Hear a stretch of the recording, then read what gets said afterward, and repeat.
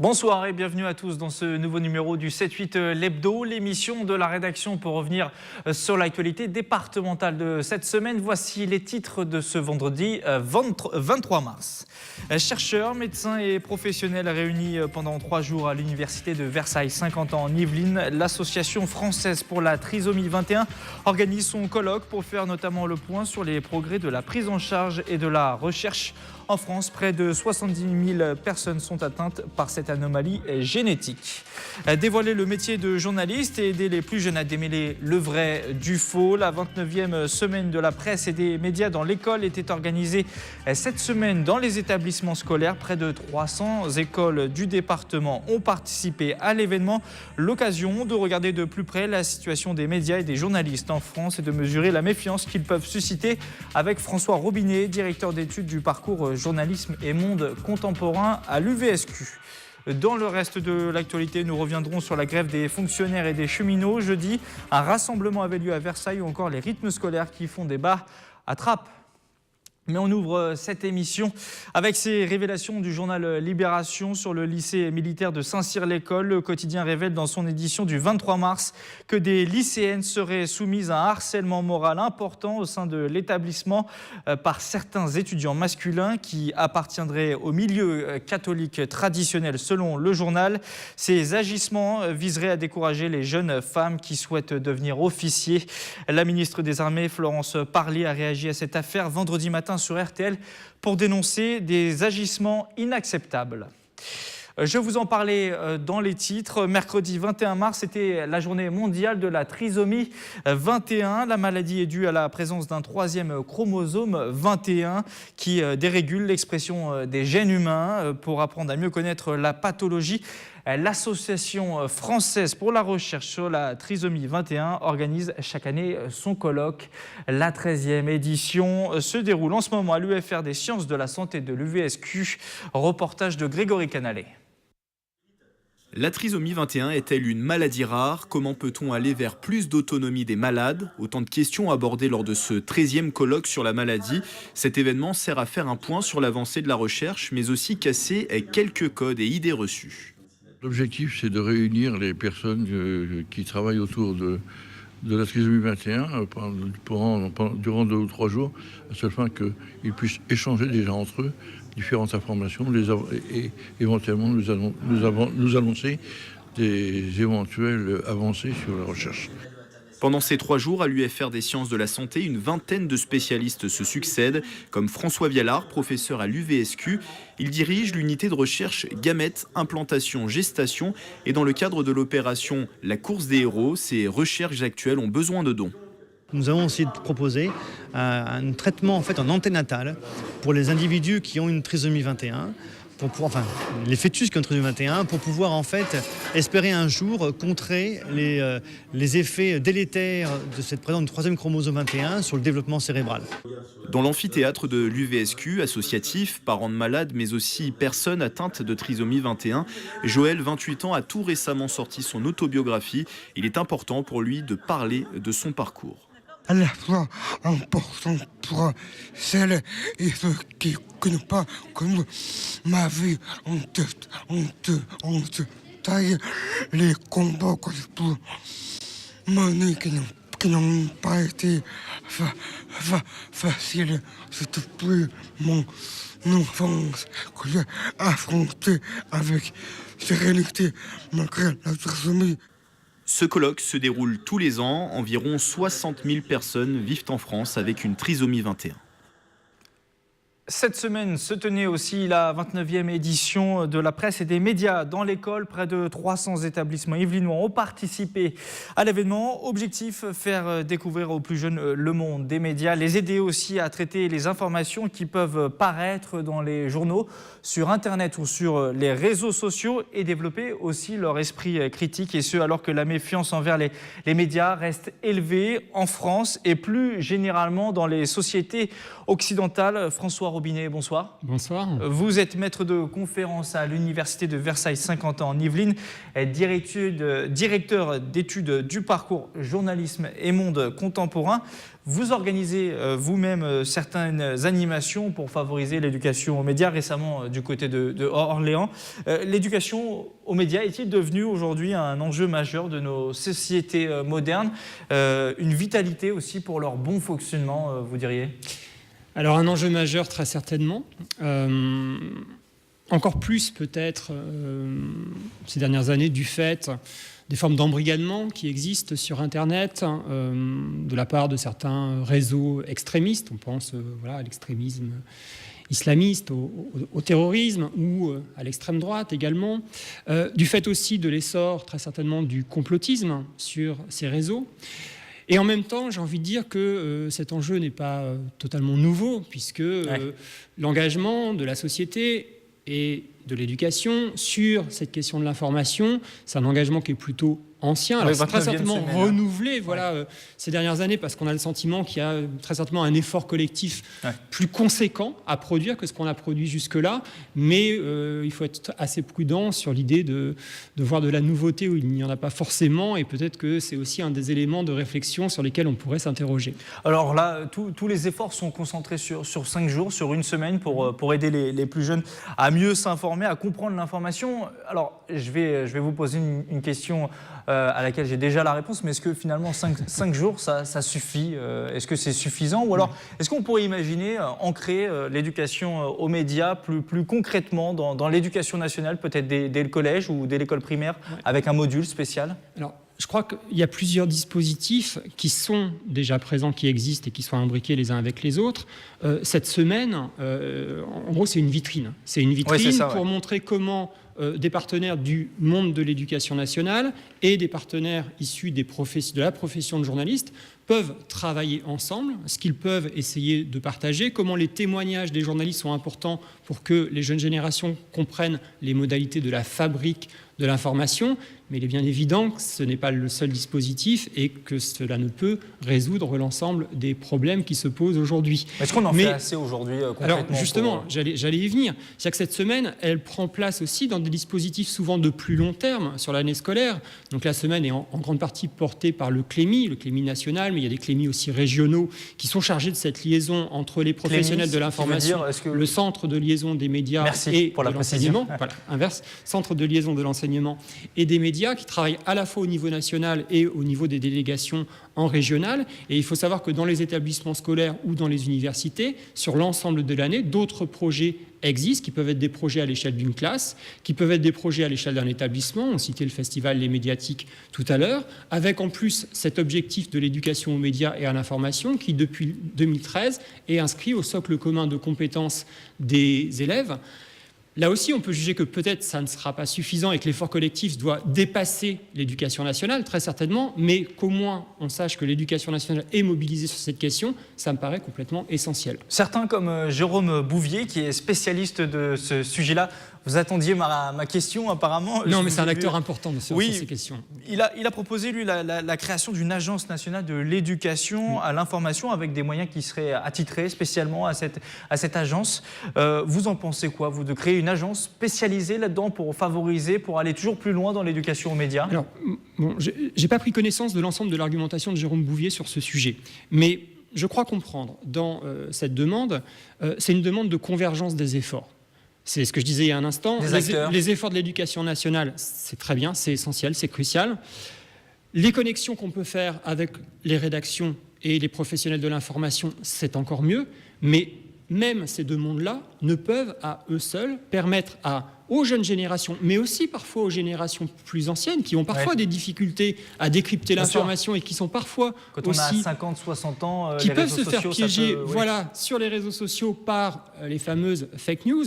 C'est l'ensemble de la société qui doit se mobiliser et on peut s'interroger sur le rôle d'autres institutions, par exemple les partis politiques, les associations, les médias aussi, les journalistes qui peuvent retweeter de fausses informations. Alors, les journalistes eux-mêmes, mais l'idée sur laquelle je voulais insister, et je pense qu'elle rejoint en partie le projet de Jérôme Bouvier, c'est cette idée de convergence vraiment des efforts et de ne pas penser que l'éducation nationale seule, même avec ponctuellement des coups de main des journalistes ou des projets construits avec les journalistes, ça ne suffira pas.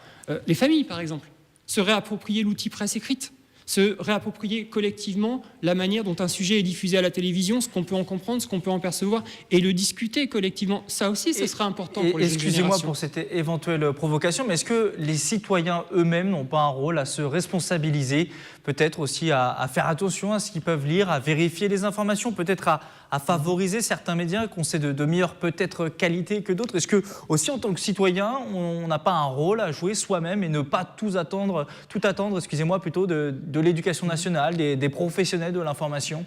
Ouais, alors je ne sais pas si les citoyens attendent tout des journalistes et des enseignants. Non, mais je disais en aussi tout dans cas, le sens où il y a beaucoup de critiques envers les médias actuellement, les journalistes. Ce qui est sûr, c'est que comprendre les bonnes pratiques de lecteurs ou d'internautes, comment est-ce qu'on vérifie une information, comment est-ce qu'on vérifie qu'une image n'est pas truquée ou que sa légende n'est pas fausse, c'est aussi des bonnes pratiques qui peuvent se diffuser entre groupes d'amis, au sein d'une famille, et ce sont des choses qui doivent se partager collectivement. Alors je pense qu'aujourd'hui, l'information est un enjeu majeur pour vous, pour moi, voilà, enseignants-chercheurs, enseignants, journalistes, mais peut-être que cette idée que c'est un enjeu majeur, ce n'est pas encore totalement partagé à l'échelle de l'ensemble de la société. Et s'il y a une sensibilisation à faire, c'est peut-être sur ce sujet-là. Et c'est au-delà même des fake news. C'est-à-dire que l'information, c'est un enjeu citoyen majeur en période électorale, comme en période non électorale, puisque ça met au cœur de l'espace public les sujets et les enjeux qu'on considère comme cruciaux. Donc faut-il parler aujourd'hui de l'immigration, des migrants, et comment en parle-t-on? Est-ce qu'il faut légiférer déjà sur les fake news comme le souhaite le gouvernement selon vous? Est-ce que la loi a un rôle à jouer là-dedans? Alors, bon, je comprends le projet d'Emmanuel Macron, qui a été lui-même sujet à énormément de fausses informations dans un contexte électoral. Voilà, donc je peux comprendre ce souhait. Je ne suis pas sûr que ce soit vertueux, au sens où quelle est l'instance légitime, susceptible ou capable de définir ce qu'est la bonne information, d'identifier correctement les sources valables, le tout dans un délai extrêmement court, puisque le projet de loi souhaite se concentrer sur les périodes électorales et souhaite que le juge des référés... Je crois que c'est 5 semaines avant les périodes électorales. Voilà, et souhaite que le juge des référés puisse intervenir à très court terme. Donc dans ces conditions-là, je ne suis pas sûr que ce soit vertueux, et je pense même que cela peut éventuellement devenir liberticide pour la liberté d'informer et la liberté d'expression. Donc j'attends de voir le projet tel qu'il sera produit et si c'est pour réclamer plus de transparence, notamment de la part des plateformes Facebook, Twitter, qui permettent aujourd'hui à des comptes avec pseudonyme de diffuser des fausses informations, de dire des choses interdites par la loi illégale, est-ce que si c'est pour plus de transparence, c'est une loi souhaitable? Alors je ne sais pas si ces enjeux de transparence seront présents dans la loi. En même temps, du côté des réseaux sociaux, Facebook et Twitter, est-ce vraiment la transparence le problème? Ou n'est-ce pas plutôt la manière dont ces réseaux filtrent ou ne filtrent pas un certain nombre d'informations, de propos aussi racistes? Ceci dit, on a des lois déjà aujourd'hui. Comment eux vont-ils faire pour filtrer? Est-ce que c'est à Twitter de filtrer les informations? Est-ce que Twitter est un organisme de presse ou de médias? Là aussi, on voit les limites du débat. Je voulais juste vous poser une dernière question sur les fake news. Elles ont pris beaucoup d'importance aujourd'hui dans l'actualité. On en parle énormément depuis l'élection de Donald Trump, notamment aux États-Unis. Est-ce que vous, avec votre regard de chercheur, est-ce que vous diriez que c'est quelque chose de nouveau, les fake news, ou finalement c'est un phénomène vieux, presque comme le monde, et que c'est juste qu'on a toujours la tête dans l'actualité, dans le présent, et qu'on n'arrive pas à se dégager justement de ce prisme-là du présent? Alors, dans un très court laps de temps, il y a deux éléments à mettre en avant. Le premier, c'est l'idée que les fausses informations ont existé effectivement depuis des siècles. On pense, ne serait-ce qu'en remontant au début du XXe siècle, voilà, les bobards, les canards, les fausses informations, la manipulation de l'information. Pendant les conflits aussi. Pendant les conflits ou hors période de conflit, ce n'est absolument pas un phénomène nouveau. En revanche, ce qui est un phénomène nouveau, c'est l'ampleur de la mobilisation d'un certain nombre de groupes pour fabriquer des informations qui visent à nuire, avec aujourd'hui en plus la capacité à leur donner une résonance exceptionnellement forte du fait de la présence des réseaux sociaux. Ce sont devenus des petites PME presque. Oui, on est dans une logique presque industrielle parfois de production d'informations pour nuire à certaines réputations, la réputation de certaines personnalités, de certains groupes, de certaines entreprises, de certaines associations, de certaines personnalités. Et cela en revanche, c'est nouveau, c'est cette efficacité que peuvent avoir ces informations totalement fabriquées dans un souci de nuisance. Et ça, je pense qu'on n'était pas du tout sur ce type de logique il y a encore quelques décennies. François Robinet, restez avec nous. On passe tout de suite au résumé de l'actualité de la semaine.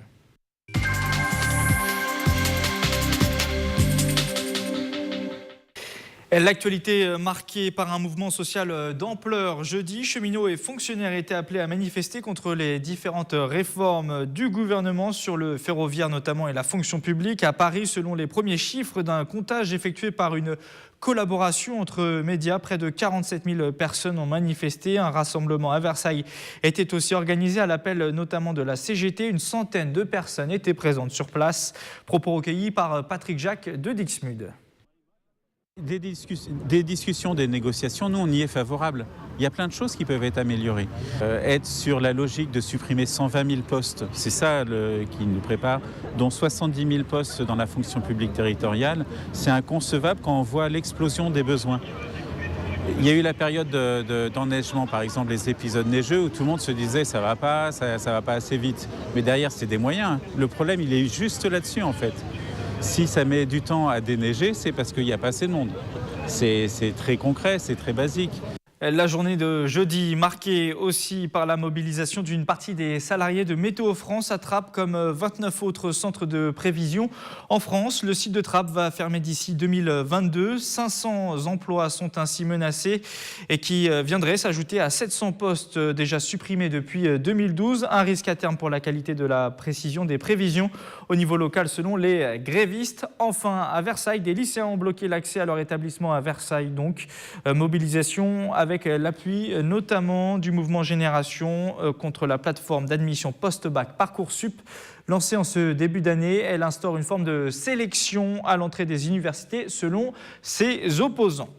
François Robinet, une réaction rapide sur cette nouvelle initiative des médias qui décident désormais de compter eux-mêmes le nombre de manifestants lors des rassemblements, en partant du principe que les chiffres sont trop éloignés entre forces de l'ordre et syndicats.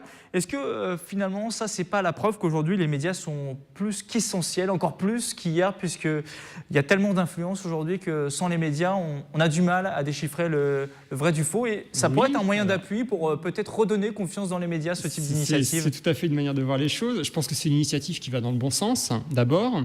C'est une initiative qui s'inscrit aussi dans une logique plus large de fact-checking, qui est aujourd'hui une logique mobilisée par de nombreuses rédactions. On peut penser notamment à l'UVSQ. Oui, par exemple, effectivement, ou le Décodex du Monde, mais je vous remercie de citer mon université. Et en même temps, ça m'interroge aussi. C'est-à-dire que ce rôle très certainement vertueux ici de vérification des médias interroge sur le positionnement de la police et des syndicats. Par exemple, dans le futur projet de loi, est-ce que les 500 000 manifestants de la CGT, est-ce qu'on serait ici dans une forme de fausse information? Vous allez me dire, c'est pas grave, on n'est pas en période électorale. Certes, mais vous voyez, les chiffres sont parfois amplifiés ou euphémisés pour démontrer qu'une mobilisation est d'ampleur ou qu'au contraire elle est relativement marginale. Et là, est-ce que l'État lui-même pourrait être mis en cause du coup à travers la police, le ministère de l'Intérieur Moi en tout cas je m'interroge et vous voyez ça rejoint le propos que j'avais tout à l'heure, c'est que je pense qu'il est très très difficile de définir très clairement ou de trouver une instance suffisamment légitime pour définir ce que c'est qu'une fausse information, sauf si on considère et qu'on se concentre sur son caractère nuisible, comme je le disais tout à l'heure, mais un gouvernement pourrait dire ici que les chiffres de la CGT sont nuisibles pour son action. Pour la sécurité ou pour l'action. Voilà, donc du coup, vous voyez, tout cela est assez complexe quand même. Merci François Robinet d'avoir répondu à toutes ces questions. Je rappelle que vous êtes maître de conférence à l'UVSQ, directeur d'études du parcours journalisme et monde contemporain. Merci à vous et bon week-end. Merci beaucoup. Dans le reste de l'actualité cette semaine, la réforme des rythmes scolaires fait débat à Trappes, alors que la plupart des villes du secteur ont décidé de revenir à la semaine de 4 jours.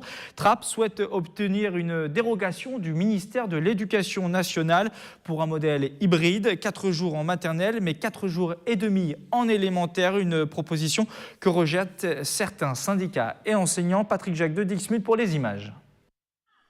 Dans le froid et sous les fenêtres de l'inspection de l'éducation nationale, enseignants et syndicats locaux expriment leur désaccord. Ils sont opposés au projet de la ville de Trappes sur les rythmes scolaires, un projet qui conserverait le rythme actuel de 4 jours et demi pour les écoliers élémentaires, mais qui basculerait à 4 jours pour les maternelles sans rattrapage des heures supprimées.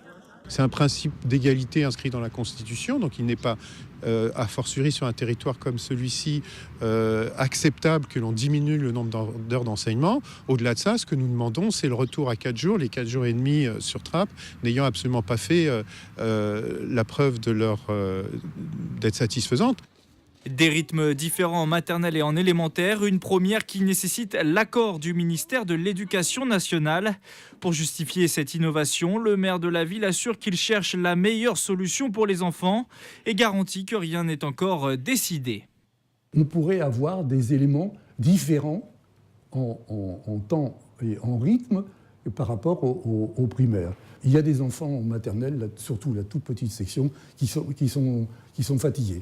Donc, est-ce qu'on a une réponse ou pas? On ne peut pas décider ça tout seul. Donc j'attends, moi, la réponse du ministre.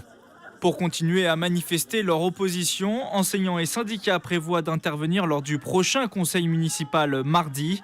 Le ministère, lui, n'a pas encore répondu à la demande de dérogation formulée par la mairie. 2 200 000 € récoltés pour l'édition 2017 du Téléthon dans les Yvelines. Les chiffres définitifs de l'opération solidaire ont été dévoilés ce mardi. Les Yvelines se placent deuxième derrière Paris, deuxième dans les départements franciliens les plus donateurs. Plus de 14 millions d'euros ont été récoltés au niveau régional. Rappelez-vous, sur le territoire, beaucoup de défis ont été relevés pour cette édition du Téléthon, dont ce record du monde d'Andy Cabrera Davila à Saint-Cyr-l'École. On le voit à l'image, 24 heures de nage en apnée pour la bonne cause. Connaissez-vous l'hôpital des nounours? La phrase peut faire sourire. C'est l'opération qui était organisée jeudi à Versailles par des étudiants en médecine de l'UVSQ. L'objectif, montrer aux plus petits que l'hôpital n'est pas un endroit si dramatique grâce à leur doudou et leur enseigner aussi quelques notions médicales et d'hygiène. Des images de Patrick Jacques de Dixmude. Bien, tu vois ça, on va pouvoir le mettre sur la patte de ton doudou. Comme ça va la maintenir toute droite. Et on va pouvoir réparer les os de sa jambe. Mais qu'arrive-t-il à Lila, le doudou de Noémie? À mon nounours, il a fait du vélo et il est tombé. Ah, et alors, qu'est-ce qui s'est passé? Il s'est cassé la patte. Ah. Si Lila s'est cassé la patte, il faut donc aller à l'hôpital pour la soigner. L'hôpital, ses murs blancs, ses piqûres et ses grandes blouses. Un lieu qui peut effrayer les enfants, et c'est pour contrer ce sentiment qu'un dispensaire provisoire s'est installé à Versailles. Il y a des enfants, quand on leur demande s'ils savent un peu ce que c'est d'aller chez le médecin, l'hôpital et tout ça, ils rattachent beaucoup à des maladies très graves, l'hôpital c'est la mort ou des choses comme ça. Et là, on leur montre que finalement, non, à l'hôpital, il y a plein de gens qui sont soignés, que toutes les maladies ne sont pas graves, qu'aller chez le médecin, c'est pas grave. Pour vaincre la peur, plusieurs ateliers sont organisés avec doudou. Même l'accès au bloc opératoire se fait dans des conditions presque réelles. Est-ce que tu sais pourquoi tu mets cette blouse? C'est pour pas attraper de microbes et pour pas donner de microbes à ton doudou. D'accord? Organisée par l'association Poème Solidarité, cette matinée à l'hôpital des nounours a également une portée pédagogique. Apprendre à bien se brosser les dents ou connaître par cœur les numéros d'urgence, les enfants apprennent en s'amusant et en imaginant. Quand on leur demande quel doudou, ils nous trouvent plein de choses, ils écoutent le cœur du doudou et tout, enfin, c'est vraiment génial. Et donc là, ils sont vraiment à l'âge où l'imaginaire va être le plus fort et ils arrivent à se concentrer suffisamment pour que ça fonctionne, quoi. Et pour voir si le tout a bien fonctionné, les étudiants en médecine passeront la semaine prochaine en classe pour prendre des nouvelles des doudous. Un rendez-vous pour les plus grands cette fois et pour l'emploi à noter dans vos agendas. Jeudi prochain, le Vélodrome national sera le théâtre durant 10 heures d'un forum géant en piste pour l'emploi. Pendant 10 heures, 12 heures même, les participants vont pouvoir rencontrer des employeurs, mais aussi échanger avec quelques 200 entreprises ou encore s'informer sur des organismes de formation. Une conférence de presse avait lieu lundi au Ski Cube à Guyancourt. Aurélie Ronze était sur place. 200 entreprises et près de 2000 offres d'emploi. Voici ce qui vous attend le 29 mars prochain au Vélodrome de Saint-Quentin en Yvelines. En piste pour l'emploi proposera plusieurs espaces dédiés au recrutement et à la formation. Un événement qui se veut novateur. C'est un moment très pédagogique pour un demandeur d'emploi, mais en même temps très activateur puisqu'il est directement en rapport avec près de 200 entreprises qui sont à sa disposition toute une journée pendant 12 heures. Avec un taux de chômage de 7,2% au dernier trimestre 2017, le département des Yvelines affiche une situation plutôt favorable par rapport au reste de la France. Néanmoins, la part des demandeurs d'emploi inscrits depuis plus de 2 ans continue à augmenter. Premier observateur de cette tendance, Pôle emploi, qui sera présent lors de l'événement. Nous avons d'ailleurs des conseillers Pôle emploi qui animeront tout au long de la journée, mais nous aurons également des conseillers Pôle emploi qui vont accompagner leurs demandeurs d'emploi, notamment parmi les porteurs de l'accompagnement intensif jeunes, et qui viendront effectivement accompagner les publics tout au long de cette journée vraiment enrichissante. Le numérique tiendra également une place importante lors de ce rendez-vous. Information, animation, mais aussi job dating attendent les futurs participants. Donc ils s'inscrivent, ils regardent et l'intérêt c'est que les chefs d'entreprise vont regarder les CV. Donc il y a déjà une présélection qui sera faite par rapport à un certain nombre de critères. Ça c'est important. Et puis il y a également les gens qui veulent venir sans inscription. Objectif pour Saint-Quentin en Yvelines, que chacun puisse trouver le 29 mars un emploi durable. C'est la fin de ce 7-8 l'hebdo. Retour de l'information lundi à 18h sur l'antenne de TV78. D'ici là, restez connectés et informés grâce à nos applications TV78. Bon week-end à tous et à la semaine prochaine.